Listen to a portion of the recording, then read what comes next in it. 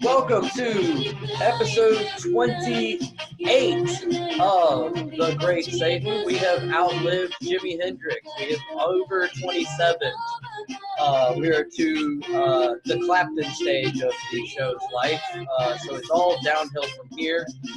Our babies are going to fall out of windows deservedly. We're going to steal culture, not pay royalties. Woo! I just think it's really impressive that Jimi Hendrix was able to put out a podcast at all. Yeah, he should have had a podcast, I think. If Jimi Hendrix was alive today, that's a bummer of a thought, actually, sometimes, because you go, man, he would have aged probably not great. As a player, he probably would have been awesome. You know, he was into mostly fun drugs, nothing. Yes. You know, nothing too, brain destroying, Yeah. So, I don't know. His playing probably would have been awesome. His politics would have been center lib at best as an ex-military guy. He was always the way he was anti-war was always very bring our boys home. Yeah. Not so much like the Vietnamese are people. Yeah, that's sort of something that people started applying later on. Right. Yeah. When they wanted to feel good about the hippie generation. Well, we also thought they were people. We just didn't think that the reactionaries would believe us. Which, fair point. I do believe some people were intentionally trying to win over hearts and minds and said, it's Americans, whatever. Crazy us. Yeah, exactly. Yeah. So Nick Morganmore back on the show. From what I've heard, you is a comedian. I am. Or if you're talking about me, they are. They, them are my pronouns. I am Nick Morganmore. I am a comedian. I like it when people use my regular noun. There's no need to put a tie and a hat on it. We're not going pro about any of this. I'm just me. Yeah. So hello, and hello to all of you. My amateur nouns are mountain biking and jogging. I am not pro at either of those. I'm very mediocre at both. I like referring to you solely by your last name, like just Fifi, like Cher, and saying that to people as well. Fifi, like Cher. Yeah, if I was a younger person and could have caught a lot of the stuff that happens to bodies earlier. There's no or if we were 50 years in the future and technology was such that I could be just a smoke show 103-pound girl, I would probably be trans. I know I'm not because I can't. You know what I mean? It's like I wouldn't try to play football, the American football. Because when I was a teenager, nobody got me to bolt up. As a non-binary person, let me just encourage you to explore that aspect of yourself. There's a reason why you would want to be as you explained, a smoke show. What elements of smoke show really resonate with you? And fuck it, throw them on. Just do it. Right. Yeah. In teenage years and 20s, I would wear dresses a lot and stuff like that. I wear dresses a lot now. Yeah. And I didn't know it was an option to be a thing. And I'm happy as me, exactly as I present exactly as I'm happy to present. So there's nothing even if I was, if I was a gender expression outside of cisgendered, it would be such a subtle difference in the way I dress anyway. Oh yeah, you strike me as one of the few of the cis people who've explored their gender and then wound up back onto cis. A lot of people who are cis are just nope, not even looking at that, not opening that door, not admitting that gender is in fact a construct. Right. Yeah, exactly. I think every cis person should do that. Absolutely. It would be really interesting um, to see just like what would happen to, I don't know. I think there would definitely be a lot less, not necessarily, I don't know how much it would hurt or how much it would put a dent in transphobia, but I think it would definitely, um, I mean, obviously it would, but probably not as drastically as it would hurt like the amount of like open homophobia, because it would make people more secure in both the thing they like and the thing they be, right? But at least they'd be making the admission that people are just who they are, Right, you know? And that's right. cool. Yeah, I Because think, yeah, for the, sure. the goal isn't to make everybody the same. The goal is just to get people to love themselves as their truest self, and that's fine. Yeah, exactly. Like I feel like, and this may be like a little tiny bit of my privilege. I feel bad for the people who like are a Chad and then they do some real deep soul searching and they find out that they're actually just shallow, and they're like, oh no, that's oh well. Oops. Then like 5 minutes later they're boogie boarding and it doesn't matter, so it's fine. Like I actually am still, they're still winning. Yeah. I mean, geez, if you're ever boogie boarding, you're winning. Actually, I have to apologize. My accent is coming out crazy right now. I've been away. We went to the Tennessee woods up in the Smoky Mountains to get away from everyone. The Smart. idea of the vacation was to have one where we saw as few amount of people as possible. And I said to my girlfriend, like, "Oh, being out here in the country is bringing out my real accent." Because I have like a very sexy voice, like, and it's taken years to craft from just listening to myself and trying to speak more clearly. But the people who are from where I'm from do not sound like this. And apparently, she informed me that the actual accent of the region that I'm from is not sexy. There are unsexy Australian accents. Yeah, because you're from like a NAR area, right? Like you're from like the Montgomery of Australia. Yeah, I'm from Queensland, so yeah, Queensland's like the Alabama. Yeah. Yeah. Um, so yeah, just like me, you've made an effort to not have the accent from exactly where you're from. Basically it was stand up that did it. Just listening to my stand up sets, I remember like the first one I recorded, I sat down and tried to play it back and I was like, I don't understand a fucking word this dickhead's saying. And so from then it was just making a little bit of an effort to speak more clearly, and then because I sound a little proper, people just believe me no matter what I say. So I fuck with people, and I like fucking with them by telling them true things. So I was like messing with some friends and just telling them about how like in Australia sometimes there'll just be like one little twister and it'll just like whip through your town and pick up one sheep, and we call it a willy willy. Keep your eyes out for the willy willy. Okay, so it'll pick up Yeah, animal, like and Yeah, then like a twister that's big enough for one sheep instead of a house. You know how like your ones will just pick up a house? Yeah, these are just little ones, like we get fucking huge ones like the cyclones, tropical cyclones, right. take out a city, Yeah, right? You got the ones that are small and they'll take out a town or a street. We got these real little ones. They'll just pick up a sheep and just fuck him off. Just that's crazy. Because it is like an upside down and tiny, like the continent of Australia, right? Is a upside down and tiny both Americas, right? it's So not even tiny. because It's there's just like a rainforest part, yeah, so yeah. like the South America part or Central Oh yeah. America part, and then there's like the rest of it, right? So there's like a Mexico part that's like a Oh yeah. strip, and Oh then yeah. like the North America part, which is Like like country Queensland is insane. Like if you ever have a chance to drive through country Queensland, don't, because you will die. All they have is sun and snakes. Like if you're like, you know what I fucking love? yeah. Sun and snakes. I'm gonna go to the Australian Queensland out west, Western Queensland. I'm going to the town of Chinchilla and I'm gonna touch a snake. Yeah, fuck that. I don't even like Arizona or Nevada. Like, I don't like any of that. The Mm, outside over there is NAR.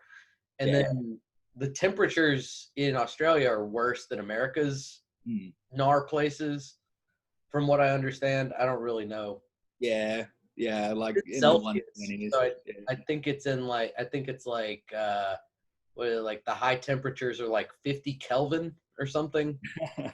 It Celsius is what we go by, and like 50 Celsius is like you get heat stroke and pass out. And I've been at music festivals where it got into the low 50s.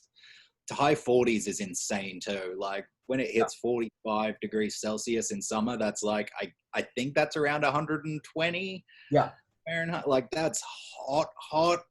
yeah. You're not doing good in that temperature. You're not supposed to be doing stuff in that temperature. No, no. It doesn't get usually over like 105 here, but the humidity is so crazy that Well, that's the other thing. It's crazy humid when it's that hot as well because oh it's in the shit, tropics. because it's sucking all the water out of the ground, Yeah. and then it just like is in the fuck Mhm. that. Yeah, yeah. It feels like I describe it when it's like that as it feels like you're walking in a fart. Yeah, Like if you're in the fart, that's what it's like. that makes a lot of sense too, because the water isn't stored in the air. The Mm, water is stored in the ground, in the fart, and that's where dead things go. and then they fart up And in the heat, yeah, and then in this fart. Yeah. wow. So it stinks and it's hot. Uh, I mean, it's pretty stinky here this summer. Have you Yeah. noticed it being pretty stinky around town? In the backyard not too long ago, I caught like a dead thing Mm, smell that was like real faint and didn't go away for 2 days. right. Yeah. Yeah. No idea where it was coming from. Yeah. I don't know. I was wondering if maybe like the spray for mosquitoes, because they drive around in the mosquito truck spraying, if that's like contributing to it. But like it just smells bad in town. Yeah, the mosquito spray is it's got like a chemically like an acrid kind of smell to it. Mm. And then mosquitoes breeding smells like a dead body a little bit to me. Mosquito jizz Yeah, smells corpsey. yeah. Corpsey mosquito jizz. That's our new metal band. Come see Corpsey Mosquito Jizz. And Actually, don't. Social distance. when we say come see us, we spell it with the U. Come see our band. Uh, Right. which like I know how you're supposed to say her name, but I do. Speaking of Jizz, I do like to say Jizzlane instead of Jelaine Maxwell. Okay. I say Jizzlane because it's funnier to me to say Jizz. Yeah. I refer to the proto-continent that we were all once mushed together in as Pangaea because I like saying gay. Right. I think it was pretty gay being all smushed together, you know? Like all Sounds the countries' dicks in all the countries' butts. very sus. Yeah. Yeah, very sus. Um, hell yeah. Fucking Willy Willy. You guys have NAR slang too. Like the way y'all do slang is Mm. uh like I was trying to explain the T slur, like where someone thought of the T slur. Mm. And I was like, that's how Australians make slang, is they just Yeah, go, make every word. but like, yeah, exactly. Like it wouldn't be a slur I mean, I know it is a slur in Yeah. Australia, but it shouldn't be. You should just say it twice and call it that. Yeah. And like, it's not a slur. We just say it twice, and that's how we refer to transgendered people. Mm. Is just the T slur twice fast Yeah. and cute. You know what I mean? Like, just say it cute and don't be mean about it. And then I think everyone would be eventually allowed to say it again. I think yeah, that's probably like as close as we could come to acceptable. I'd be for it. I mean, I'm not gonna be the first person to try it, but I'm just saying, trans people Well, should you use start. the R slur in that one joke that you hold on to because you're tangentially related to it because you're autistic on the spectrum. Oh, Uh, see, I don't say it. you used to when I was seeing you. You'd say The it. the leotard one. Yeah. Yeah, I don't say. I intentionally don't say it. Oh, have you? Okay. I never said it. It always because it wouldn't make sense if I say the real word. Mm, So I always, even like, I mean, we're talking 10 years ago. I said mentally yeah. challenged. Okay. Yeah. 'Cause mentally challenged wildcat is way funnier. It is. It's a better punchline. Yeah, if you say leotard and then you say the R slur right after it, it makes no sense. Mm.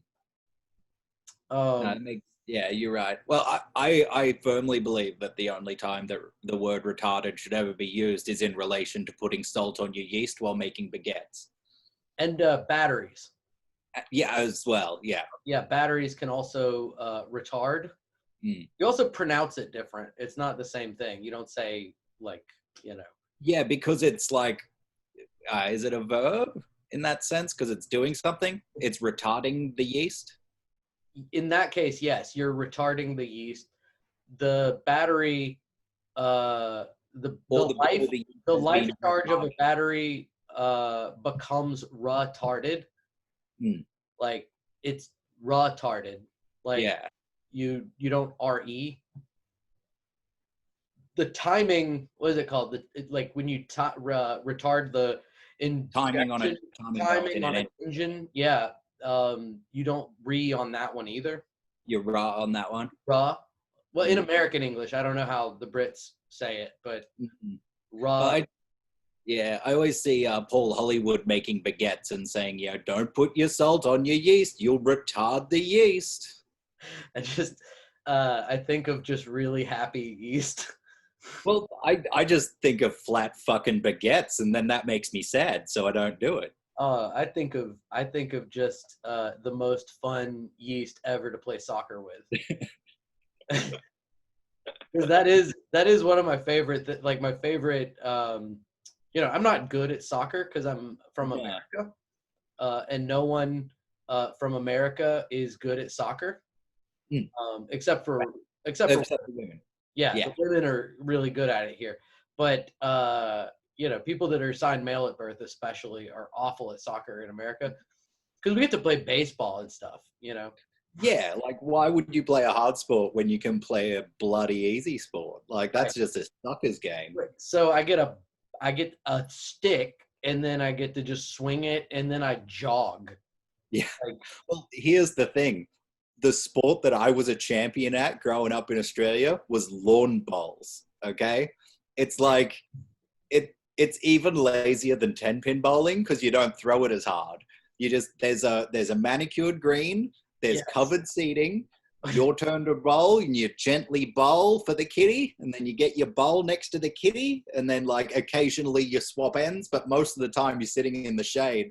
And the old people at the RSL club where we did it loved us, and so like they'd all loan us their stuff to use. And then we could also go to the bar and get Coca-Colas and chips and gravy. So like while my school was doing mandated sport, I was sitting in an RSL club surrounded by old ladies just snarfing down chips and gravy. Sugar liquid and chips and gravy. Like that was how I engaged with sport during high school. And I got a medal for that. Yeah, that's the most American thing I've ever heard, actually. That's why I'm here. Like I did that, and they're like, "Nah, you're an American, bro. Get off." Over there. God damn. Actually, so like funny, like that we're talking about school activities. Like that was one. I did really well at lawn bowls because they let me sit in the shade and they fed me like gravy and chips and gave me Coke. When I did band, my band teacher was a sack of shit, just an awful human being that sucked the joy of music out of me. Yeah. So my solution was to not quit band, but to go with them to every regional and play as badly and as proudly as I could so that my school never, ever, ever placed in anything. And I played like that until they forced me out of the band for not going to practices. That rocks. Yeah. I'd just like to take this opportunity to say, fuck you, Mr. Buchanan. Oh, man. Fuck our president, Mr. Buchanan, as well. Yeah. We had one of those. Yep. He sucked.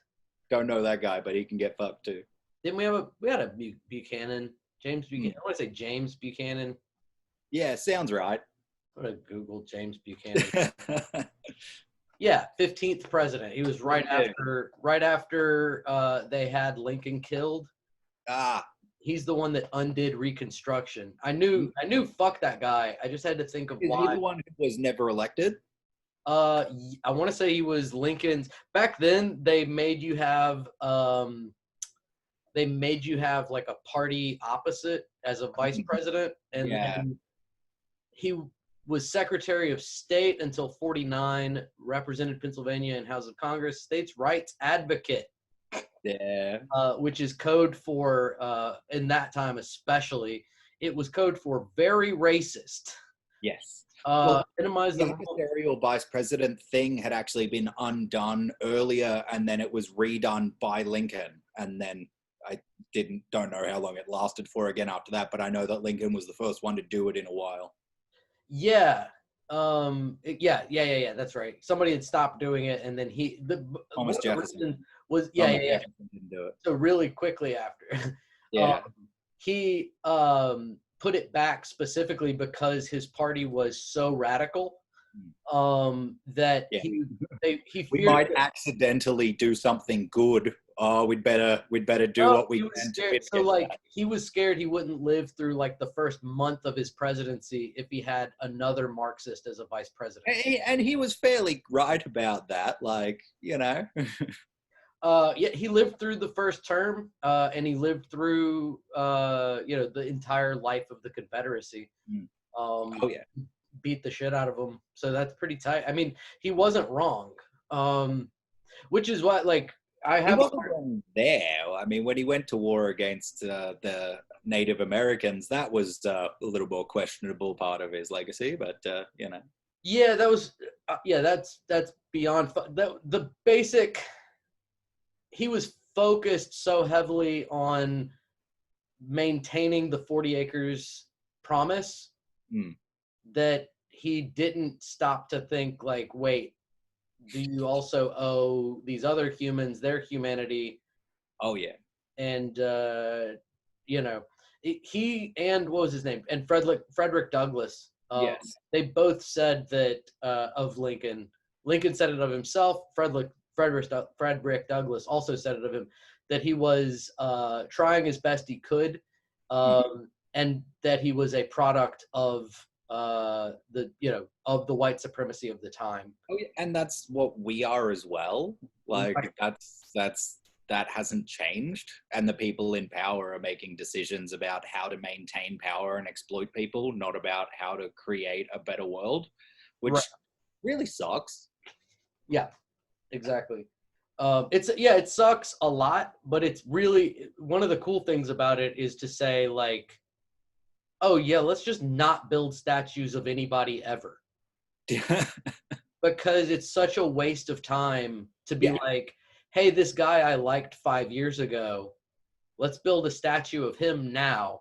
And then, well, the hope for humanity is that in 20 years we want to tear that fucking statue down. Yeah. Like if we're gonna, I actually had this thought today, like if Alabama wants to come up with like a serious compromise, like take down the Confederate monuments. Okay, monuments are supposed to be, and they've made the argument, like they're not supposed to be good or bad, it's just a significant thing. Right. All right, but it was bad, so let's replace it with another neutral significant thing. We need to replace them all with billboards of Alexander Shannara, because that's the one cultural touchstone that every person in Alabama has. Absolutely. He's the unifying force that brings us together. What happens when you're involved in an accident with a truck? You call Alexander Shannara. I could probably remember the number. It's 888. It's like 546-7788. You might have gotten it. Alexander Shannara. Where's the phone number, you idiot? Oh no, it's a 334 number now. I was way off too. It's 954-4442. I was way off. If you're in the South, call Alexander Shannara. Supported by us, but not supported. All three Alabama. Dude, he actually kind of has like a lot of phone numbers, so I might have been right. He does. So he's basically like an aggregate. He takes cases and then doles them out to a local person and takes a cut, which is really smart business model. Exactly. Especially for like for what he does, injury law. you need like a face, but then that one face can't do all the cases because there's too Exactly. many people. So it's That's basically, yeah, that's just a really how good representative government should work actually too. yeah. There should be like one guy face but doesn't do anything. And he has experts that they listen to. Yeah. We should have The like thing that Congress should be like 75 million people. well, Like the thing that one would in make four. that Go ahead. perfect though, is like one guy gets to be the face. They have to listen to all of these experts, and we get to punch that face. Yes, yes. Like that's if really if the person doesn't listen to the experts, or the experts just don't give a shit or suck, then yeah, we get to pop him in the head. And we like, punch this is similar to an old system that we had in Australia where we give them the boot. yeah. Give him the boot is one of the funniest fucking things. When you think of it, because American slang says give him the boot, and it just means kick him. Yeah. Like once out the door or something. But could you expound on the concept of giving someone the boot in Australian culture? Oh, pretty similar, mate. You're just kicking them real hard in the bum, you know? Just bend over, you're getting the boot, boom, whack you go. And that's it. Yeah, well, like sometimes you fly out the door and land inside a kangaroo's pouch and he bounds off into the desert and leaves you there for 40 days and 40 nights. And if you survive and you make it way back, then you become crowned the prime minister and you have to fist fight the queen when she comes to the country. Got it. Right. Of course. And she's really tough. She's so tough. She was a bare knuckle boxing champion. And He I put promised her Malcolm Turnbull into a suplex. I promised her a caravan if she threw the fight in the fourth, and she knocked this motherfucker out in 2 seconds because he insulted her, you know. Oh man, they should make a Guy Ritchie movie about that. Who's who Richie? They Ritchie. They them Richie, yeah. The Midwest is weird. Like I think people like. Have you ever seen people get bent out of shape about you guys? Because like I say y'all all the time, and it's the exact same thing.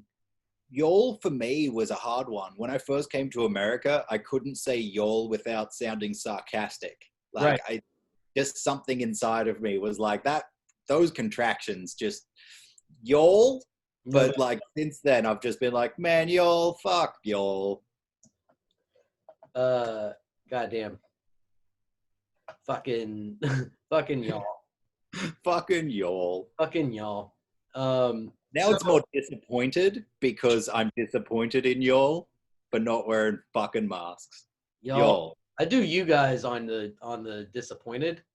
Yeah. Because then anyone that isn't identifying as a guy, it's leaving them out, actually. Yeah. The good gender neutral Australian one is oi fuckwit. See, fuckwit sounds like it should be a slur for something cool, right? Like a really funny thing a person could be. I do primarily identify as a fuckwit. That is actually true. I think fuckwit is the slur form for himbo. Yeah, probably. Yeah. But because I'm an Australian, I get a pass on that one. You're allowed to say it. That's where they invented himbos. Was in Australia. On the Australian beaches, yeah. We sent like the dumbest, hottest, coolest by far. They're thieves, right? Coolest by far, the coolest British people got sent over there. I mean, they're stealing shit. And just people who rich people didn't like, which automatically makes them cool. So like, yeah. Right, exactly. So like the most biodiverse population of the area at the time, meaning like the least likely to engage in aristocratic cousin fucking, get sent off to an island to continue to not fuck their own cousins. And yeah, so that's where we built the concept of himbo, I think. Well, I believe it was really born out of egalitarianism. You know, that's a very that's a very big part of the Australian culture. I remember in primary school learning and being given this letter from a early 19th century aristocrat coming to Australia and bemoaning how many times he was called like not by his name and being called bloke and just like hating it. And I was like, yeah, eat a dick. And like, that's what we were learning. That rocks, actually. That we learned that Christopher Columbus was a good guy and that the white man saved the slaves. Yeah. So they just didn't teach us much about. Y'all's school system sounds better. Well, our school system did a good job of like, hey, America's pretty bad and Russia was pretty bad and this was pretty bad and that was pretty, and then they're like, oh yeah, and how about how Australia treated the Aboriginals? Crickets. Yeah. You know, so like there's been a fair amount of that. I'm sure. I mean, also like you still have to get, that is probably the main takeaway is that you have to, when doing any kind of teaching in like a broad sense, you have to get permission to put something in a book from someone that probably benefited from all that evil. And we've come to a time now, and this is going to end in a dumb pun, but we've come to a time now that like it's the right opportunity to rectify with our racist past. Like when you know better is when you do better. Hindsight is 2020. So yeah. So yeah, it's just like there's what was it even on? I think I was watching something and they had the message in it. It might have been Frozen 2. Yeah, that's right, Frozen 2. Have you seen Frozen number 2? I haven't seen. I have seen a Frozen number 2. I've not seen the movie. Okay. Well, the main message in this Disney movie was that like their ancestors attacked this other country and were bastards, and they'd been given false history, and so like they were rectified. Wow. With being That's bad. The plot of a Disney movie? Yeah, it's like, what do you do when you find out that grandpa was a bad guy? And the answer is, you be a good guy now. Right. Rather than continuing to be a bad guy. Yeah. So like, that's like the cultural point that we're at. Yeah. So, yeah. And then some people, so like the way that happened, the be a good guy now part, when faced with the information, a lot of people hit a guilt point, and then the guilt becomes either an identity that they stay at, right? Yeah. So that's where you get like, that doesn't help. That helps nobody. Not at all. That's like white fragility. About you. Yeah. Yes, the white fragility book, like that's where that is, where you just like stay on the guilt, maintain the guilt, stay the center of attention, stay the headmaster of hegemonic oppression, but be sorry about it, right? And then the other, then the other is to say that's not real, and you know, both of which have the really shitty follow-on effect of no growth. Like, we're supposed to grow and change. We're supposed to learn. Right. And both of those positions are about being stunted and leaning into that stuntedness. Right. Like, don't. Just go on a fucking hero's journey for once in your goddamn life and learn something about yourself. It is so much fucking fun to go on hero's journeys. I would be bored out of my tit all the time if I didn't just think like, what, you know what I mean? Like, what do you do besides grow? You know, like, what's the point of anything? Yeah. Like, being comfortable is overrated if you're not going to learn anything. Yeah. That would suck so much to just be like, I figured it out. I'm done. This is where I am forever now. Just die. Yeah. So that there's more air for other people. It would make it so much easier. Like, also, what's more comfortable, like the couch or just being dead? Right. If it is comfort you're looking after, I've got a doctor for you from Washington State. His name is Kevorkian. He does excellent work. Let's pause for 2 seconds. If I can find my button. What the fuck? Okay, pause. Yeah, so that's the koala there. A lot of people call them koala bears. They're not actually a bear. They're actually a marsupial.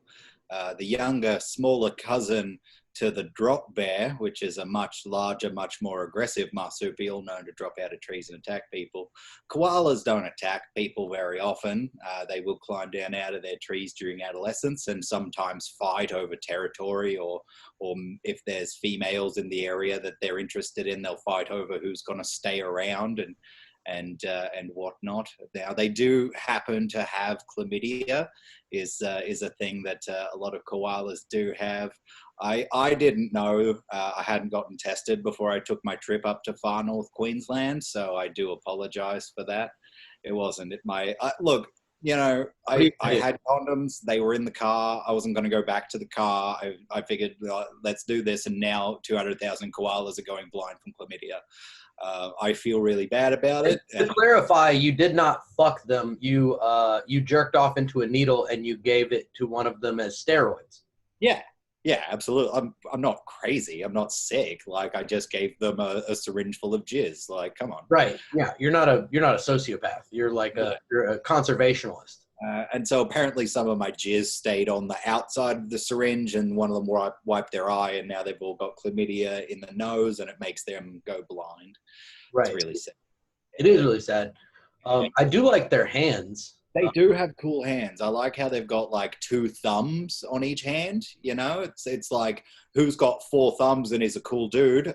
This little gray guy. He has like a little pink dot on the tip of his nose. Some of them do. Yeah. So cute. Yeah, they're pretty cute. Apparently, if you were to shave one underneath the gray, they've got very dark skin, similar to what their nose looks like. Oh, cool. Yeah. That is cool. Oh, yeah.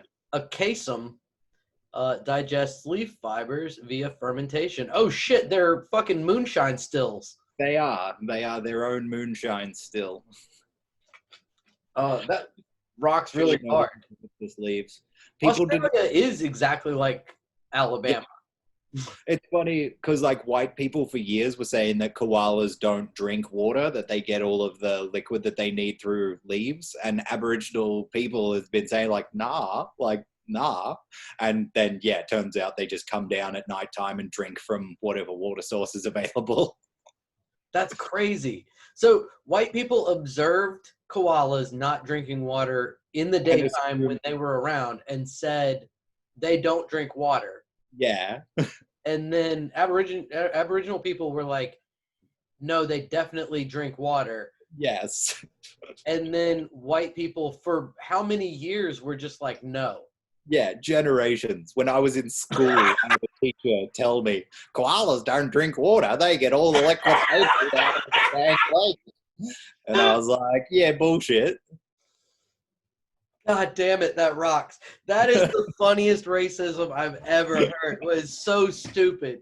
It's just be like, the native people said no, that they do drink water, so we're just going to ignore them, though. Exactly. Oh, dude, it's happened so many times. So, like, another thing as well, white people was, for years, racist bullshit was saying that a lot of these bushfires are started by Aboriginal people, choosing when's the right time to do a burn off, which is part of their sacred right with their, they own the land and they understand the land better than we do, and burning off is a very important part of the natural ecosystem in Australia. But what the Aboriginal people had been telling white people since they came to Australia was that sometimes birds start fires. Right. And white people were like, nah, it's just you guys. Nah, birds don't start fires. Well, guess the fuck what we found out? There's fucking crows that will pick up burning embers from where there's a fire and fly it to another area and light it on fucking fire. And that's crazy, because there's crows here that steal like shiny trash. And collect it. So, like, that's so believable. Like, how did they not believe people when they said that the birds started the fires? Right? Yeah. Because white. Yeah, that's fucking crazy. Holy goddamn it. That is insane. Like, when somebody's been on the land for 200,000 years and they tell you shit about it, you should listen. Yeah, probably. But white people historically not the best at listening. No, I suck at it. Yeah, so last time you were on, we talked using, a lot of people don't know this if they didn't listen to the last episode, you use a notebook, not like I use a notebook to have like a set list for my comedy, but to ask the audience questions or to write things down in the book, and then you riff on the stuff in the book, like if improv comedy wasn't horrible, basically. Yeah. That's the nicest compliment that anyone's ever paid me, and I don't think I deserve it, Jason. No, yeah. But I I mean, make a show of course, occasionally. sometimes it falls flat, but that's Yeah. the excitement, you know, and it's not anyone's fault. It's not the audience's fault. Sometimes stuff just doesn't click. The way it was described to me is that it's experimental comedy, and like when you do experiments, often they fail. Mhm. Everybody knows Dolly the sheep. Nobody knows Dolly's twisted weird sister with 8 sheep legs growing out of its back like bat wings. Right. So Yeah, exactly.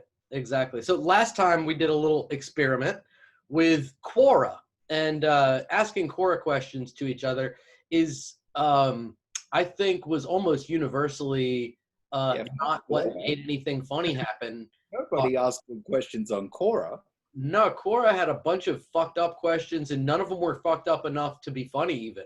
Yeah, like they were mediocre at best. So one of the ways when I like started holding myself to like 1,000 joke a year deadlines and stuff like that, I got that was by hitting random on Wikipedia a whole bunch and then reading and then learning things and then making puns out of the stuff that I learned. That was not a great way to go about it because you make jokes about things people don't understand a lot of the time. And then you end up with these random associations because you're reading about banana sundaes and then samurais, and next thing you know, what the fuck? Yeah, exactly. And then you're making jokes about man buns shaped like bananas, and it doesn't, you know, it doesn't make a lot of You've sense. got a really solid sketch for Saturday Night Live, but John Belushi's been dead for 30 years, so you're like, fuck! Exactly, exactly. And then they would probably not do that now. Probably. Well, I say that, but like 6 months ago, they were doing blackface on that show, so Yeah. they And, like, probably would do. They the hired and then banana fired a samurai. right-wing douche, like, Insta. So, yeah. It's crazy though, because like they fired a literal communist that said a slur one time in making fun of redlining. Yep. And they're like constantly upholding white supremacy and basically being like, Trump's the problem, not America, you know? Right. No, Trump's a symptom at best. Exactly. So like anyway, fuck SNL and fuck Lorne Michaels, you fucking Dr. Evil motherfucker. Yeah. Anyway, the point is that it's not the best way to make comedy, but in terms of what we're doing now, it might be the best way to make comedy. Did you know that WOLG is an FM radio station in Illinois? Oh shit, it's owned by the Catholics. Hello and welcome to WFOLG, the Prayer Hands. We're on the line with Jesus, God the Father, and the Holy Spirit. Mother Mary, will you speak to me? It's no. Pretend to be on the phone. Covenant Network is the network of radio stations. They own 25 radio networks. What if there's just like a super Catholic shock jock? That's what I want you to do right now. Okay. I wish I had like a sound effects. Okay, so sound effects board. Wow. Yeah. Yeah. Oh fuck. You're on the line with St. John and the lunatic. Fuck. I suck at bits so hard. You're on with St. John and the lunatic. In your head, what you just have to do is mash up Primetime radio and Father Bob. So it's like, are you welcome to your confessions? Call it now and tell me if you've Googled any boobies. Yeah, do Alex Jones and okay, let's work on this. Well, no, because then I'm going to talk about chemtrails and gay frogs. Okay. That's okay. They're both Catholic. Let's try this. All right. Hard hat on. Road flares down. Okay. And, music fades out. You know. fuck, I keep wanting to do High Energy. I keep thinking that it's drive time. So like, but Alex Jones is just like, all right, here's what's going on, brother. He sounds like Hulk Hogan. He's like, hey, snap into a Slim Jim. Oh man, if we could get a podcast with Alex Jones, Hulk Hogan, and fucking Guy Fieri. Yep, that would be the best podcast in the world. Yeah, that would be awesome. It's we don't got a whole ton of information about this radio station. They sold it in '98 for $300,000. Jiminy Christmas. Wonder how many Catholic assault lawsuits that settled. 2. 2 is the number. Which is scary in context of they just within the last month and a half paid out $1 billion. So that's like a ton of little kids. Yeah. To think about, like, to just divide that out, like $150,000 a kid, divide that out is a scary number of abuse cases.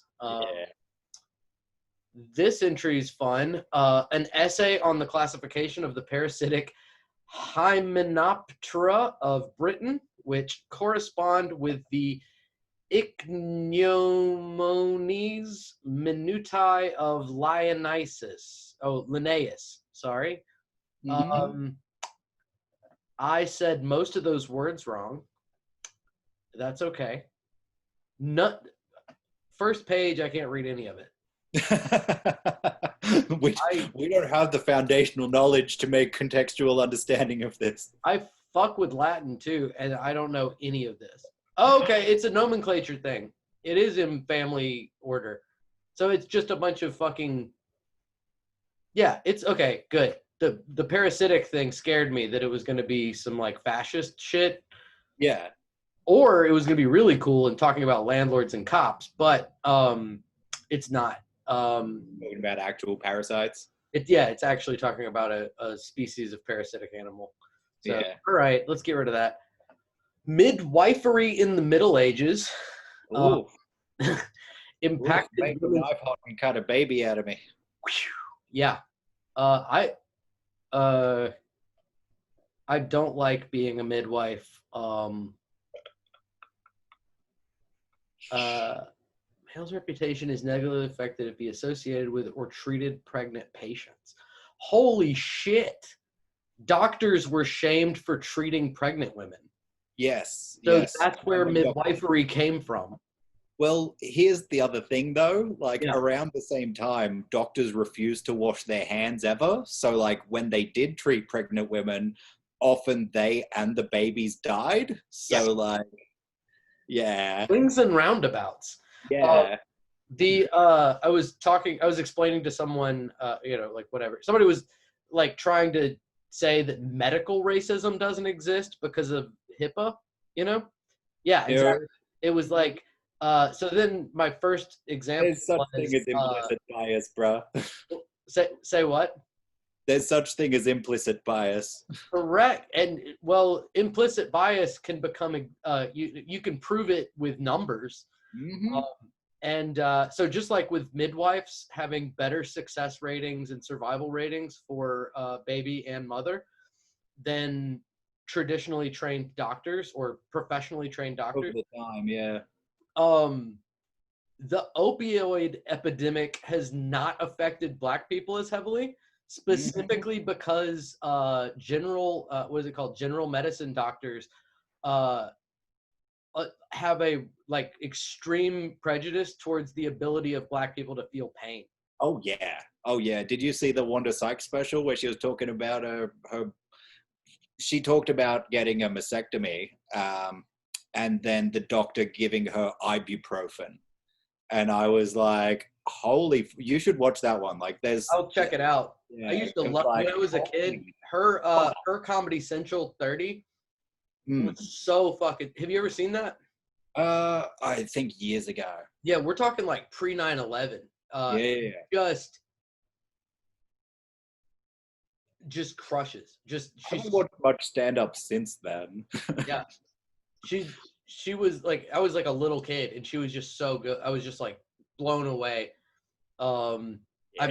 I might be talking completely out of my ass, and if I go watch it now, it'll be like, why am I telling people to check this out? But My rose-colored recollection of it, she was a star and the world shone brightly under her voice. yeah, well, I mean, the fact that she got to like keep working is Oh, yeah.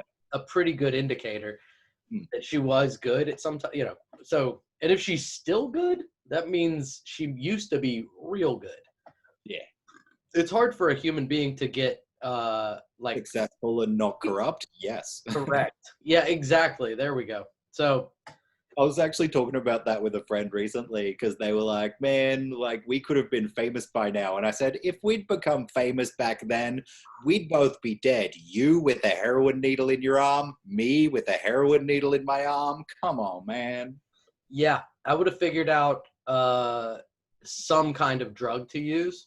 Yeah. I don't know. I've been really lucky. Really lucky to like, first of all, early on seeing drugs and being like, no, I don't want a part of that, and not trying most of them. Well, I've actually tricked myself. So like I'm very drug positive, but I don't do a lot of drugs. I'm the same way. Yeah. Part of that is that I invented a game called Drugs Chess that I'm going to play once in my life and only once at the end of my life. And it's a game where it's like shots chess, but with every single piece, it's a different drug. And so, yeah. Do you and take so, one like, when you win one, or do you take one when you lose it? I don't think the rules really like matter after a certain point. Like once you've taken the bishops, which are mushrooms, you know, then like the rules become a little immaterial. But I know for sure that the queen is cocaine and the king is heroin. Okay, and like a heroic amount. Yes. Like Yeah. this is drugs chess. I'm only playing the once. Yeah, that sounds awesome, actually. I wonder, will off air, we will develop a repeat playable version Yes. Yeah. of drugs chess with like, 100 milligrams of caffeine under the rooks, Yeah. not crazy, just Yeah. put it under your tongue and it dissolves, a B complex under every pawn. Mm-hmm. Uh, And if you're in a legal state, you can go to a dispensary and just get all different sorts of dabs and then like play until you pass out. God, And then like yeah, you're not gonna finish. little gummies of Yep. fuck. God damn. Yeah, that So, like, actually yeah, I'm telling you, drugs chess, way of the future, bro. it's like have you ever watched a chess boxing match? Yes. And Enk Bilal was actually the inventor of chess boxing. Have you read Carnival of the Immortals? I have not. Oh, beautiful sci-fi, beautiful. They did a movie of it, but the movie's kind of like just the first story mashed up with the third. Whereas when you read the trilogy, it's really spaced out. It's this epic story, and I highly recommend it. Carnival of the Immortals by Enk Bilal. Yeah, I'll check that out. My wife's been reading a lot of sci-fi. I've got a pretty extensive reading list right now. So it'll be a second before I check that out. Yeah, but in it they have chess boxing. They go to this criminal underworld, and in the criminal underworld, the main character signs up to do some chess boxing. I would get down with that. That sounds awesome. That sounds really fun. Hell yes. Midwifery regulations were placed on it. They were not allowed to participate in guilds, which that means unions. So they were a union-busted labor force. Much like medical professionals now, Green writes that medical licensure originated in the mid-15th century. The church or legislative mandated argued male doctors at the top of a specific express hierarchy. All right, this one's a bummer. I'm closing it. This is going to be a bunch of like, they were right all along. Yeah, just get more and more depressed and angry as we read that story. I'll leave with this. Speaking of how depressing this is, Louisa Mabry was a French midwife accused of being a witch. And we'll leave the rest of that story for another time. Town Hall and School of Torcy-en-Belleux, which is in France. It's a commune in the Isle department in Hauts-de-France in North. Okay. And then I just see a ton of numbers about the population. No history. It's literally just all we know is that those people fuck. That's all they're just gloating. They're just like, hey. Yeah, pluses and minuses. Boom. 5 years or so, 7 years. There's a big number, plus 23%, negative 40%, plus 50%, negative 20%. Like, people are fucking head dying. Yeah. That's well, in France they call fucking the little death. But they called the orgasm the little death. Well, you can't have one without the. Well, I guess you can have one without. You can. I can attest that you can. I was about to say, yeah, sorry. It's like, well, how did you fill all those syringes for the koalas? So yeah. Polygamy in Kazakhstan. Fair enough. This may be very cool, and it may be not very cool. Probably not, but we'll see. Are they cooler than Mormons? Are they less cool than Mormons? Right. Really hard to be less cool than Mormons. I've found what was it? Sankara, Thomas Sankara. Are you familiar with him?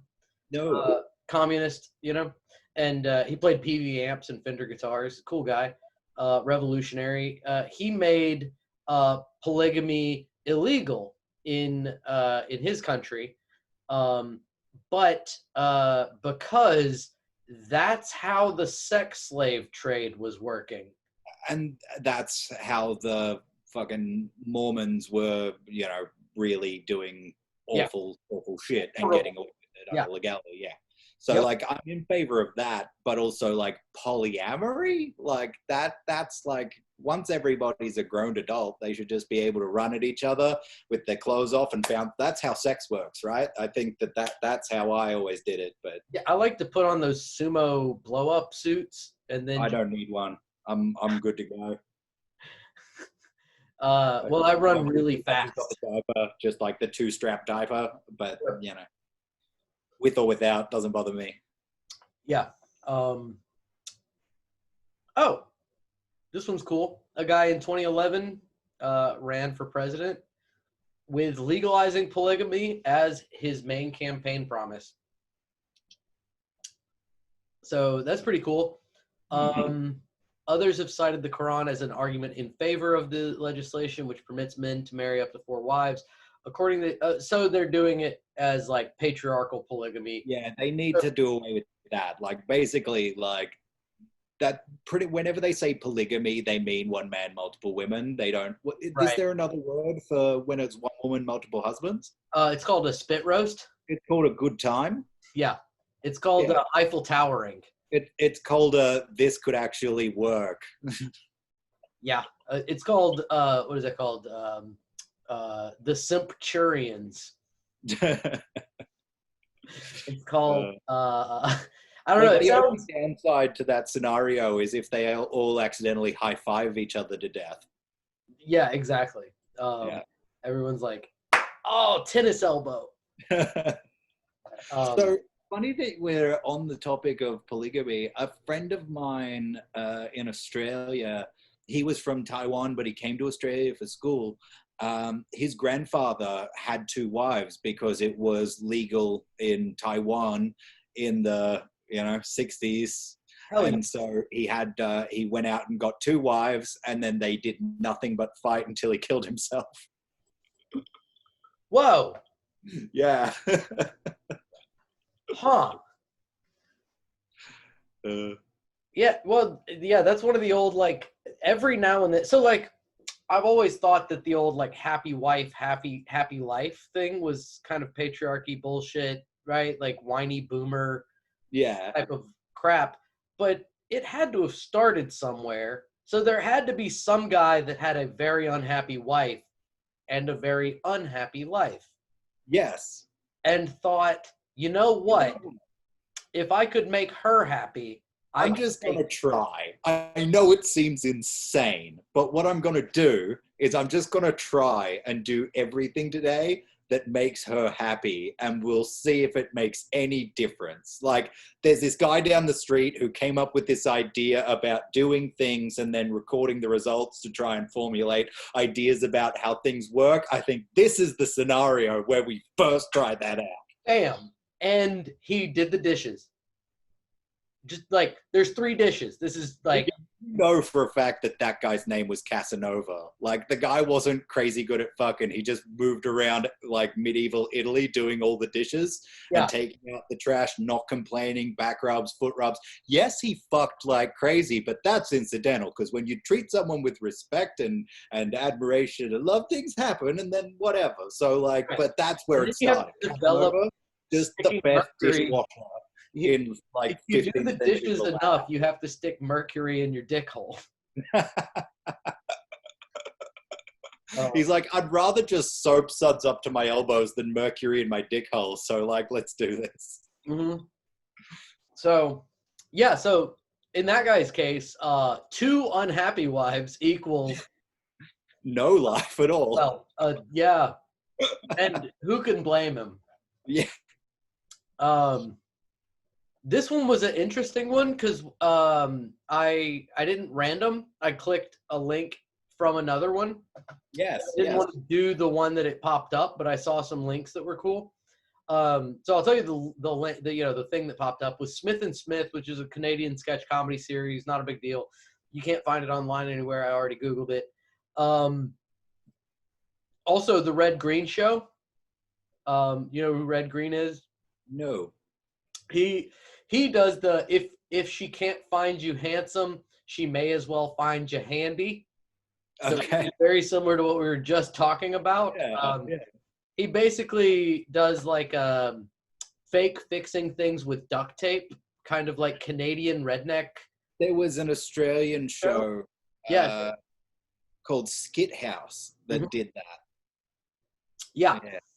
Yeah, so this guy, he's a absolute rock star of sketch comedy, and of like automotive engineering, because sometimes he'll take like 2 K-body Chryslers and like make a 2-engine car that pulls itself apart, like fair enough. And then it just spins around like he does cool shit. It's funny. The best skit house that I ever saw was a lady who was trying to show you how to sneak your bong past the police. And so she got a bong and she put some balls on it and painted it up with latex and put a mushroom head on it. So it looked like a big old dildo. And then like none of them wanted to touch it in her purse. And so then she was able to get it where she wanted it. That's pretty awesome. Yeah. I like it. But when I mouse over the drummer, who's Bob McLaren, it pops up Robert McLaren, athlete, born 19 April 1945 as a Canadian hurdler. He competed in the men's 400 meters hurdle at the Summer Olympics in 1968. Nowhere in his Wikipedia article does it mention he was in a sketch comedy show or played drums for the band on a sketch comedy show. So what he did after the hurdles. Yeah. He did the hurdles and then he played the drums. Yeah. So Steve Smith is the guy that does the Red Green Show now. But Red Green was like an actual person. Okay. No, he wasn't. It was Steve Smith the whole time. Okay, I thought there was a guy. You were thinking of badass Willie Green, who was the baddest motherfucker that the world had ever seen. Correct. No, I was thinking of Fred Green, the jazz guitar player. No, you were thinking of Fred Willard, who was a comedian and actor who passed recently. I was thinking of Fred Flintstone. He runs with his car. Yep. That's who I was thinking of. It was Fred. I was thinking of Red. No, I was thinking of Red Fox. Okay. Yeah. Red Fox. That's what I was thinking of. You're thinking of Fredkenstein's monster. He's just Correct. an amalgam of everyone we've talked together about, stitched together into one. It's actually Brought to life by alchemy. it's actually only Dr. Frankenstein's champagne if it's produced in the Champagne region of Doctor of the it's the Doctor. No, wait, it's actually it's only mansplaining. Wait, no, it's actually no. Seriously, no. It's It's actually. Actually, no, it's sparkling. It's actually sparkling.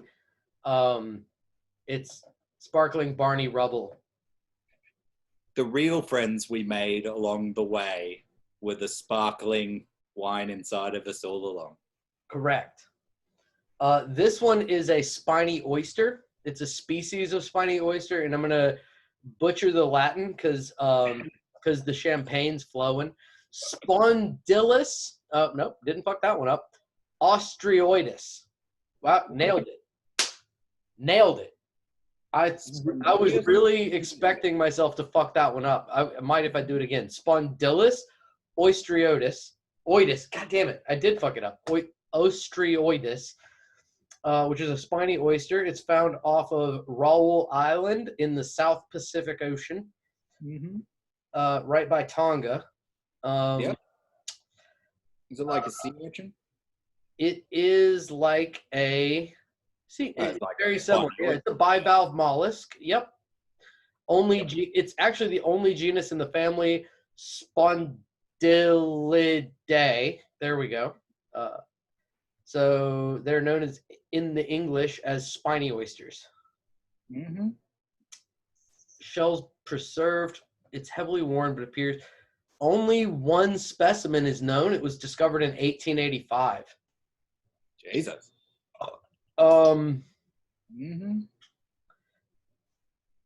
You know, capitalism has really destroyed this planet, and we don't really understand it a lot until we think about the fact that we'll discover an animal, and for 2 centuries just be like, we haven't seen it. Yeah. We don't know what we fucked up. Just started dumping fucking shit in the ocean, and all of a sudden we can't find all of these animals we thought we knew about. You remember this island Tonga? Well, there's like another island kind of close to that. We're gonna call it Raoul Island because I'm gonna blame the ship hand, and his name was Raoul. And vigorous volcanic activity on this island, and we found a thing. And it's been about 30 years since we found one. What do you guys think we should do about that? And they're all just like, was it worth money? And then no. Then we should just crack it open and serve it with a slice of lemon. I mean, they did crack it open.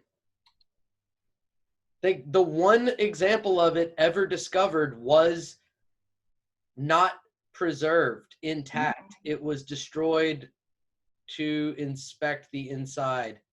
Yep. That's cemented valve length is 13.8 millimeters. Upper valve length is 12.5. So that's how they know that it is a bivalve. You know how the bivalve mollusk. Correct. Yeah. We used to dig up pippies and stuff as kids and watch them bury themselves in the sand. They're kind of cool. That is super fun because it doesn't hurt them a bit.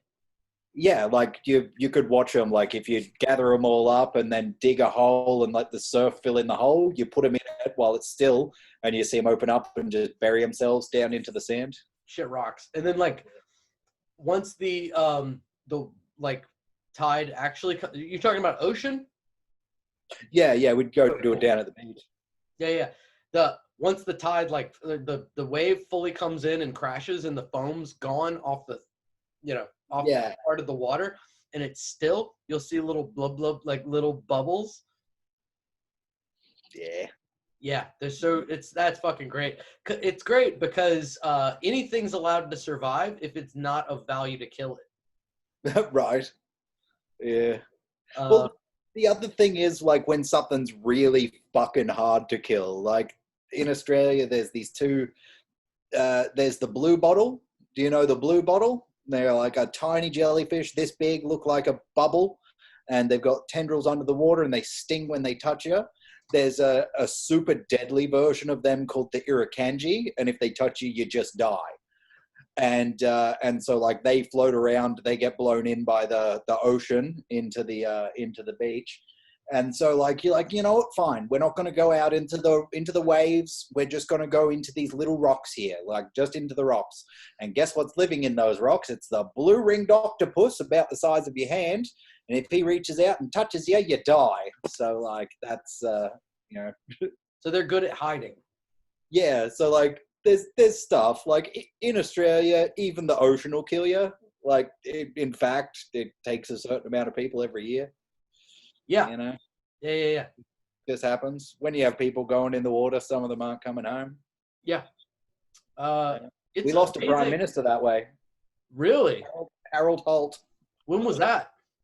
Oh, I think it was in the 70s because people blamed the communists. They said that they kidnapped him with a mini sub. Communists in their goddamn ocean. Right? They think the ocean's for everyone. It's our ocean, motherfucker. That's why we're just going to keep dumping in here. Yeah. Yep. They blamed the communists, and he had gone swimming and just died. Yeah. Because the water there just kills people. I think he was like a marathon swimmer as well, but like that actually puts you at slightly higher risk in Australia because people who are very athletic and go swimming without safeguards believe there's so many pictures of him swimming. Yeah, I think he was like actually a swimmer, like a gold medal winner before he was prime minister. Leader of the Liberal Party, which in y'all's country, that's a right-wing party. Yeah, so he can suck a dick. It's an anti-communist party. Well, I mean, I say in y'all's country, the Democrats are also anti-communist. Right, yeah, but they're the more anti. Yeah, liberal means the farthest right.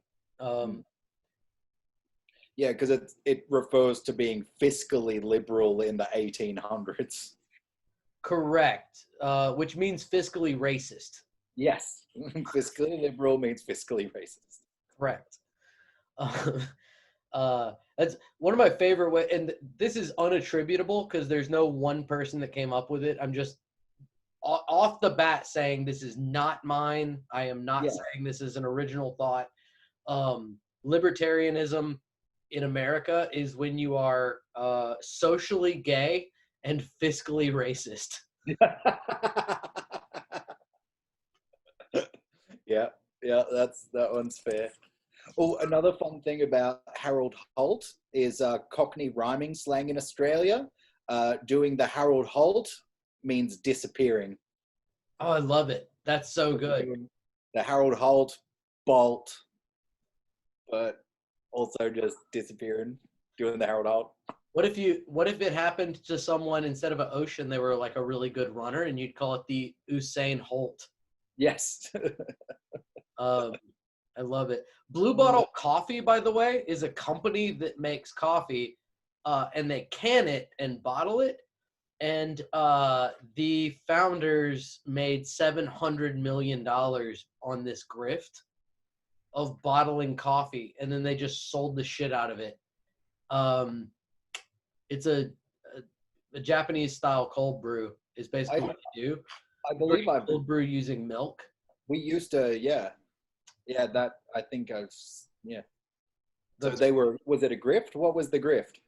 The grift was that it was like a California company that was like, we make cold brew coffee, but it's just, Japanese style cold brew, which is water.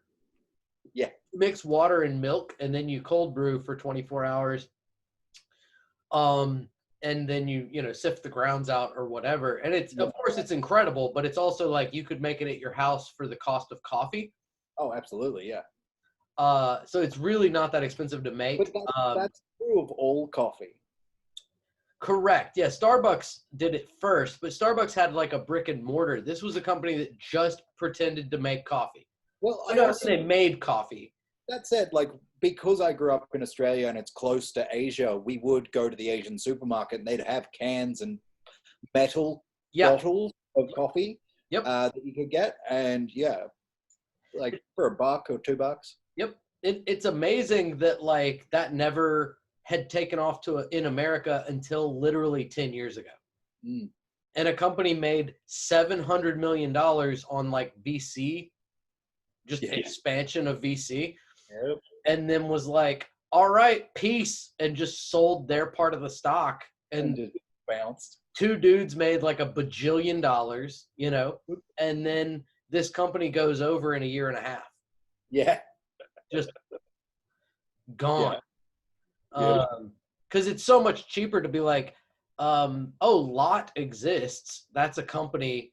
They make 1 billion bottles of cold brew, like cans a year. Why don't we just distribute those? Yep.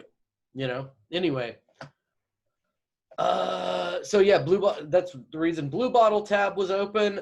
Justerti, which is third-party rights in Latin. It's a legal classification for an argument made by a third party, which attempts to justify entitlement to possessory rights based on the showing of legal title in another person. This is awesome. It means that justerti arguments imply that the present possessor's interest is illegitimate, and the present possessor is a thief. Okay. So, hypothetical example is Art brings an action for Repsivin against Bert, seeking to recover bicycle. In support for the action, Art presents evidence that Kathy is in fact the owner, not Bert. A U.S. court would reject Art's justerti argument for Repsivin because he has failed to show that he has a more legitimate interest in the bicycle than Bert. American law is fucking evil. Yeah. That's crazy. So let's say deaf mute person owns 90 acres of land in Texas. Yeah. And I discover that asshole is trying to tax squat it, which is where you pay the taxes on it to own the deed. You get a tax deed. Yeah. Deaf mute person is not receiving any sort of material support from his community, and no one has told him that he owes $1,800 in taxes on his giant plot of land. That he doesn't even live there. He just owns it so no one else fucks with it, so it can rewild and become just land, you know? So I go to the courts and say, hey, this guy is fucking this guy over. And they go, well, like, are they fucking you over? Close your mouth. Yeah. Yeah, that's a bullshit. But like most of the judicial system's bullshit. It's all about maintaining entrenched power systems. Yeah, no, when we say ACAB, we mean lawyers also. Like all the way up and down, yeah. Yeah, we mean ICE, we mean the FBI, the CIA, we mean every... Have you seen Terminator Dark Fate? I've heard it's good. Is that the 9th one? It's the latest one. It's the one that just came out. I love it because since the first Terminator movie, they've had like a scene in every one of them, except for the one that was all set in the future and bullshit. I think that was Salvation, where like the Terminator is just torn through cops and it's just been glorious, like from number 1 all the way through. Well, in Dark Fate, it's actually ICE agents swarming the Terminator and they're just destroying everyone. Yes. All right, I got to see this movie now. Yeah. They make it like obvious that it's cool that he's killing ICE agents too, right? Yes, they actually make jokes about it. Hell yes. Yeah. Because like one of the characters, this is a spoiler for anyone, just tune out for 5 seconds. One of the characters is warning an ICE agent, just saying like, there is a murder Terminator from the future coming here to kill everyone, and you're in danger. And the ICE agent goes, I'm not in danger, I'm in processing. And then when the Terminator turns up, they're running away and get stabbed. Just That's crazy. yeah. I didn't realize it, but the girl from *Halt and Catch Fire* and I have the same birthday. Not the same year. She's a little younger than me, but very cool. She's in that movie. That's why it popped up. Sorry. No worries. It was considered a box office bomb, grossing $261 million against a production budget of way less than that. Right.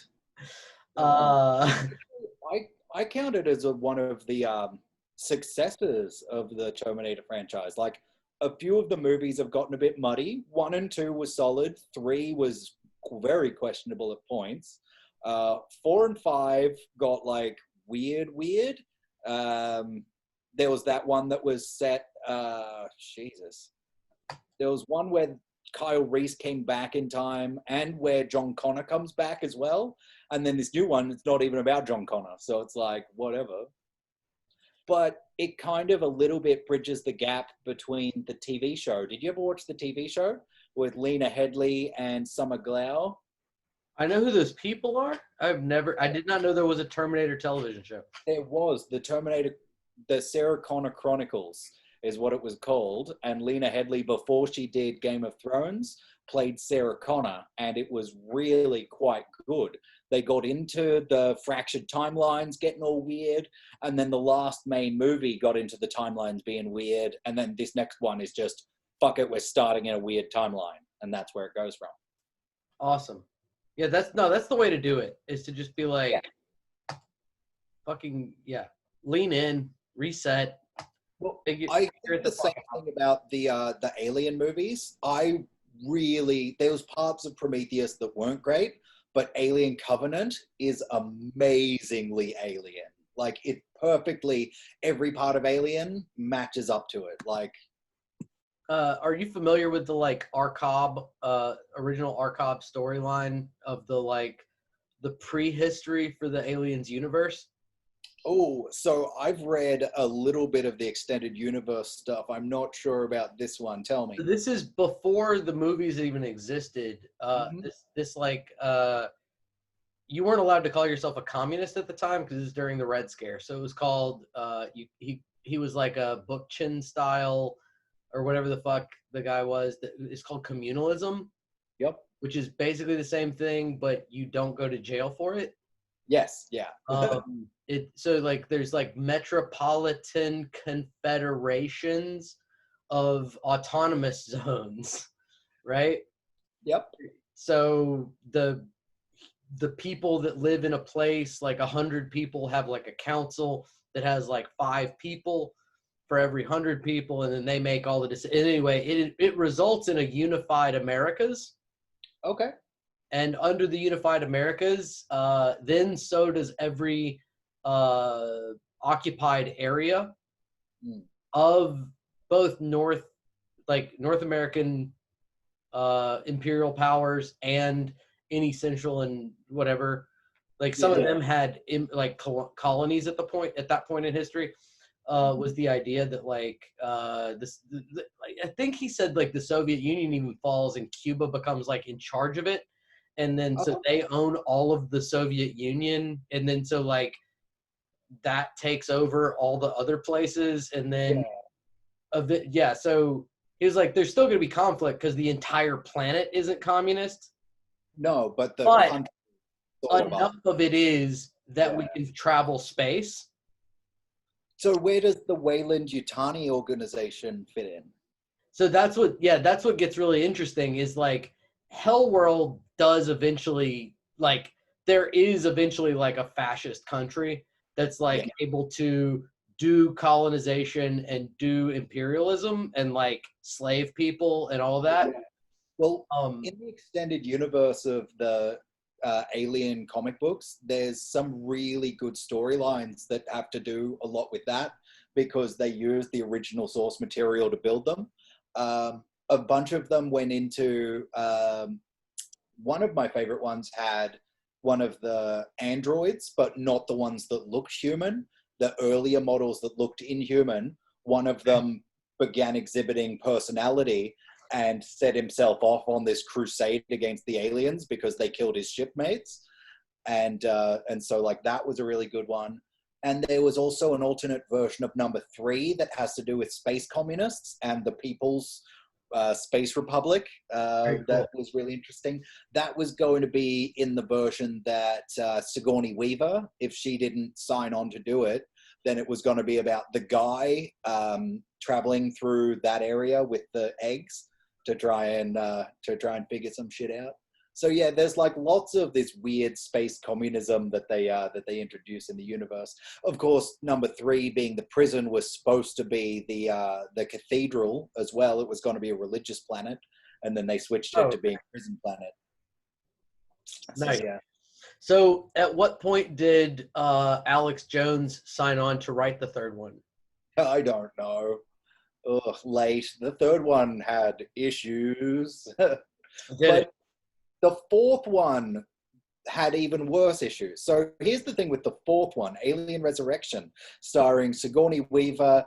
It had Winona Ryder in it. It had, Feel that purse, girl. Winona Ryder played the android in that one. Never saw it. What? Okay, that one was written by Jean Perret. Actually, no. Here's the thing. It was written by Joss Whedon. Okay? Joss Whedon wrote it. Jean Perret-Jeunet was directing it. Okay? So the guy who wrote Buffy wrote an Alien movie, and the guy who directed Amelie was picked to direct it. So the cinematography is really fucking good. In parts, yes. You mean Amelie, the French movie with Jan Tiersen soundtrack? Yes. What the fuck? Right? And so this movie had production issues from the beginning because Joss Whedon and Jean Perret-Jeunet did not have the same vision for this movie. Right. And so a few things ended up like being coming from that. It has really great cinematography. It has a pretty good plot. Some of the visuals are bad. They went the wrong way with the alien hybrid at the end. Okay. But it does leave the door open for David to make it right later on. So you know how actually you didn't see it. They spliced Sigourney Weaver. I will see it this week. You gonna? Why? Friday, so I'll see it probably sometime this weekend. Well, I've been like on this thing where when I hear about a movie I haven't seen, I just watch it. Like I just put it in the list, and it's like, well, I have books to read. It's a weird one, but I want to hear your thoughts on it after you watch it. Okay. Fucking Ron Perlman is in it. I forgot. Ron Perlman is in that movie. Hell yeah.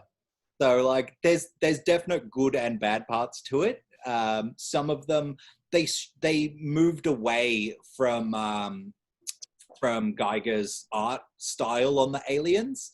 And then in the latter ones, Prometheus and Alien Covenant, they went back. Yeah.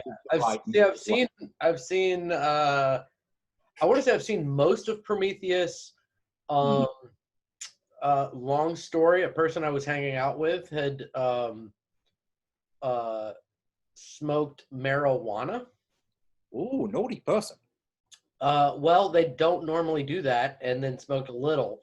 Okay. It was really good. And then they were like, literally in the intro where there's just water pouring down a waterfall, we're like, fuck this, I gotta leave. And then I was like, all right, let's leave. And so I was like, well, I saw 5 seconds of Prometheus. So basically, if you smoke weed, smoke weed. If you don't smoke weed, don't smoke weed. Like, don't do it. If you don't do it, don't do it. It's really. Well, now that you talked about it, Jason, I need you to finish this episode because I have something to do. Right. Yeah. So in 2004, the Billboard Music Awards. This is one of my favorites that popped up randomly. Yeah.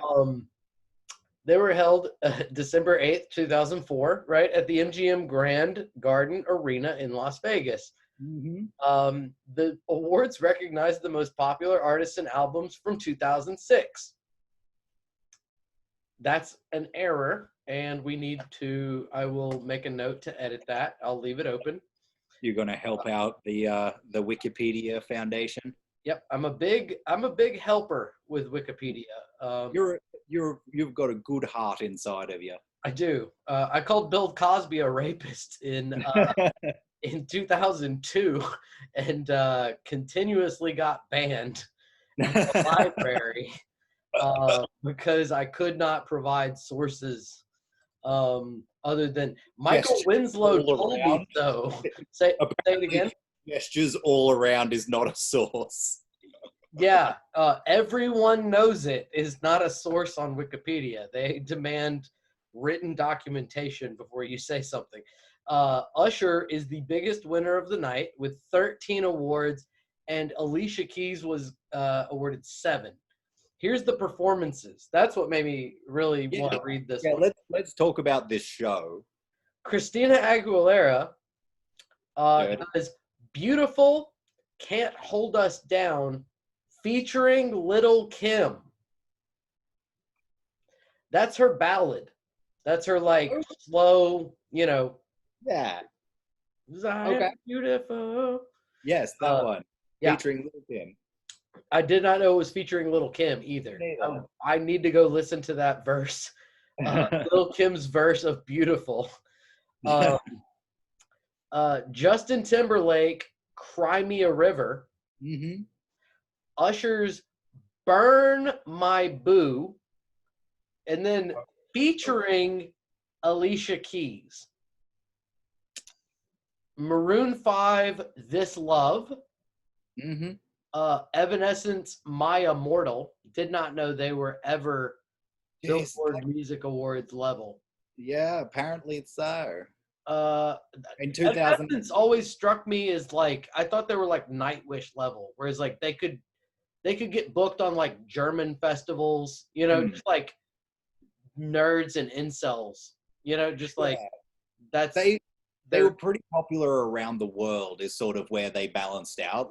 They were maybe in the US, but they were pretty popular in Australia, Britain, and Europe. So wild. That's crazy. Yeah, I know. It's so bad. Yes. I mean, here's the thing though. Maybe it's just not for me. Maybe there's people out there who are like, you know what? I just need to jam to some Evanescence today. I'll say that about Maroon 5. I'll say that about Justin Timberlake. I'll say that with Evanescence, it's I know exactly what you're trying to do, and you're failing miserably at it. All of the things you're trying to do, you didn't do a good. Yes, that's fair. That's still fair. Sometimes as a comedian, when I see anyone's Netflix special, I turn it off immediately because it makes me feel sad and mad at the same time. Right. Simultaneously sad, mad. How the fuck are these people getting Netflix specials when they don't understand the most basic core components of what comedy is? But I guess we just live in a world where that happens. Yeah.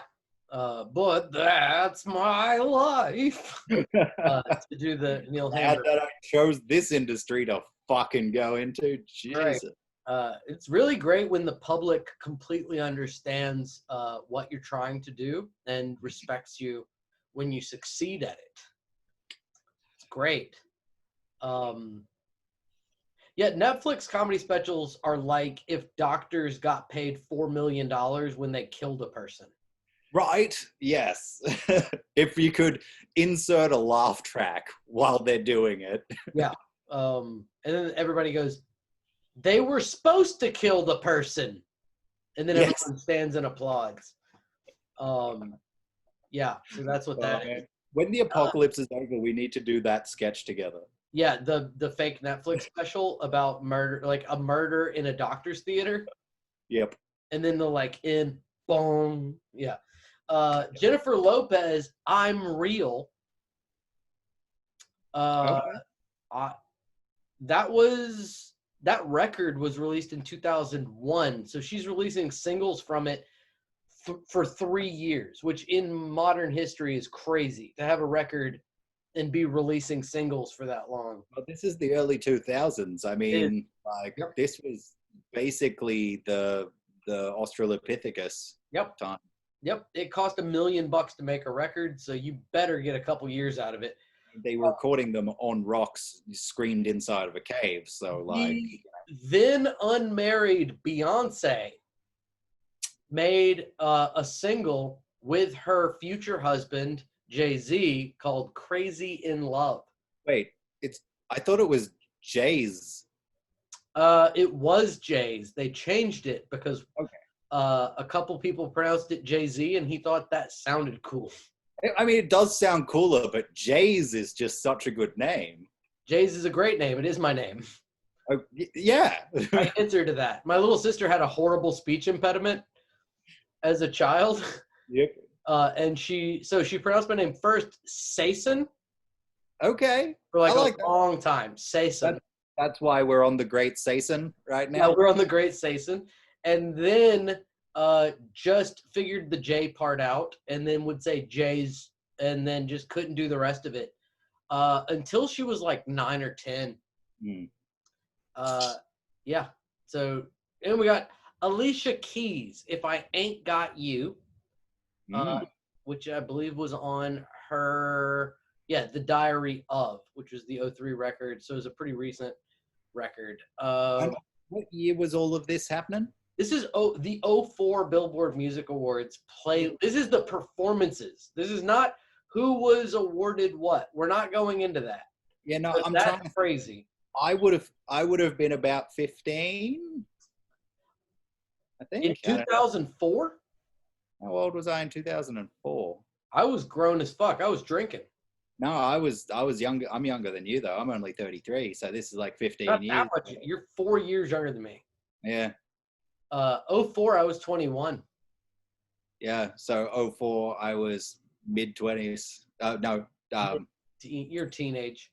Yeah, I was teens. 17. I was probably the market demographic for this, is what I'm getting at, and Yeah, for sure. Oh, yeah. Hoobastank. Do you remember that band? I remember Hoobastank. Hoobastank formed. Did you know they formed in 1994? Ooh.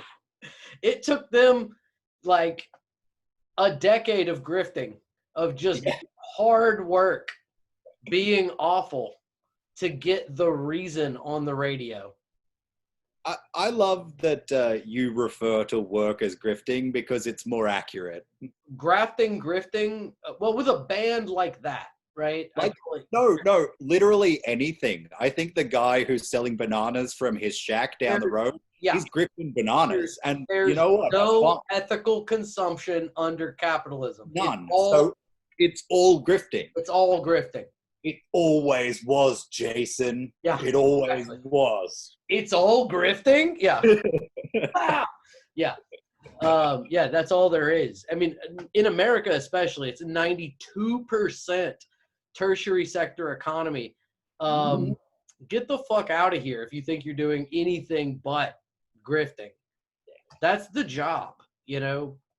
Black Eyed Peas, Hey Mama, and they did Let's Get It Started. Yeah, I know that song. Yeah. We tell our batteries that they're just getting it started. It start the yeast. This is called a callback. We're doing now we're doing the wrap up. This is you and I are some of the only people in Montgomery that have done hour shows, like 45 on the road, and it's time to.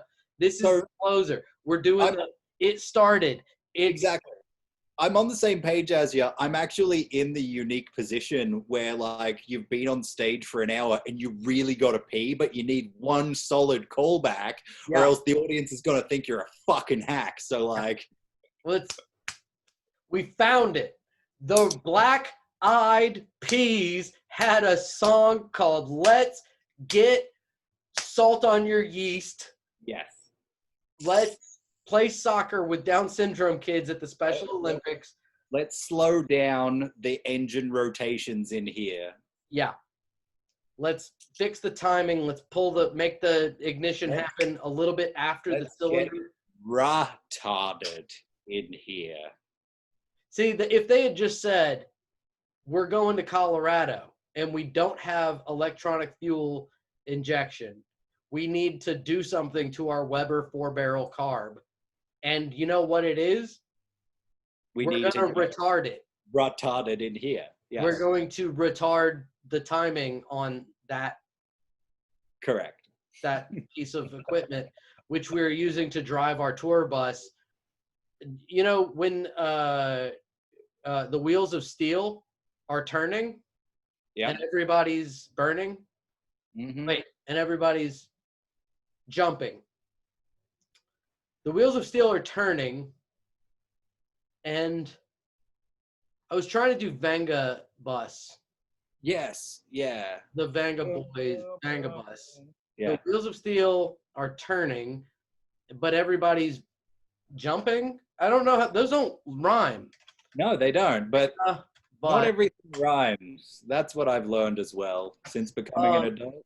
The Vanga Bus is coming, not with a U. And oh shit.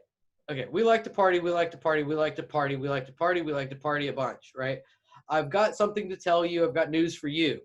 Gonna put some wheels in motion. Get ready, because we're coming through. Hey now, hear what I say now. Happiness is just around the corner. Hey now, hear what I say now. We'll be there for you.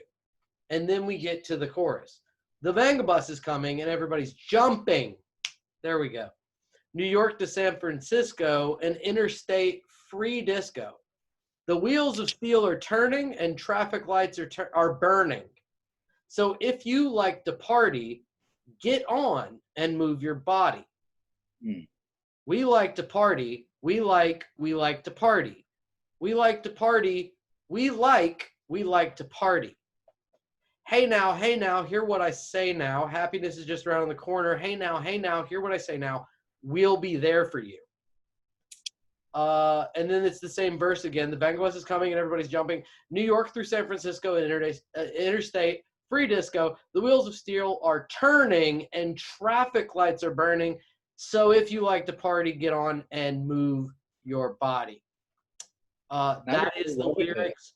That was Herodotus in the year 497 BCE. That's amazing. Yeah. Philosophy way ahead of its time.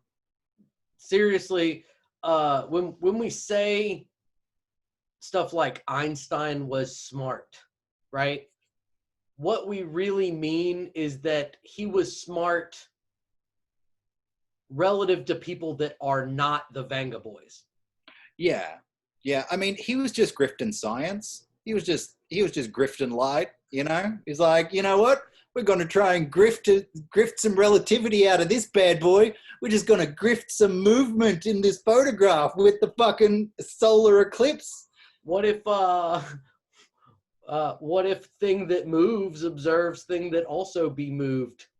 And he's like, Nobel Peace Prize, please. He's like riding a train one time and saw a dude on a bike and was like, yeah, it was just like, fuck you. Yeah. Fuck you. I got it. I now have to fucking calculate this shit. Yeah. Yeah, it is crazy to think that like this motherfucker figured out like light relativity before people had figured out like spatial relativity. The dude just had like math and OCD. Like that's all he had. Yeah. You mean, well, I mean, he was a socialist, which is a form of autism called being right. Yeah. No argument from me. So Nick Morgan Moore, thanks for being on the show. I think we figured out our like callback wrap up goof, yes. And we're done. I think that had a bit of good flow to it. I really enjoyed this one, Jason. Thank you so much for having me on. Always a blast. We should do one where we have multiple people. So I could be like pulling up wiki bullshit Mm-hmm. and then making someone else like have a dialogue with you. Yeah, the more people that I can be. try and fuck with, the better is the is the Yeah. rule. Oh, that would be fun. We could have like a fucking like a Q person or like a reactionary on.